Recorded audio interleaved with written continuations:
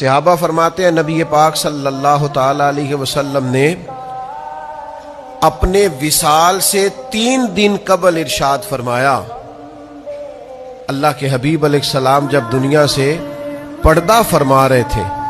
تو حضور صلی اللہ علیہ وسلم نے جو رخصت ہوتے وقت ظاہری پردہ کرتے وقت وصائے فرمائے، وصیتیں فرمائی، تو 3 دن قبل حضرت جابر ابن عبداللہ فرماتے ہیں حضور نے ہمیں فرمایا تم میں سے کوئی بندہ دنیا سے نہ جائے، یعنی آخری دم تک تم میں سے ہر بندے کا یہ حال ہو کہ وہ اپنے رب کے ساتھ اچھا گمان رکھتا۔ اور دوسرے مقام پہ نبی کریم صلی اللہ تعالی علیہ وسلم بیان فرماتے ہیں، اس کو حدیث قدسی کہتے ہیں۔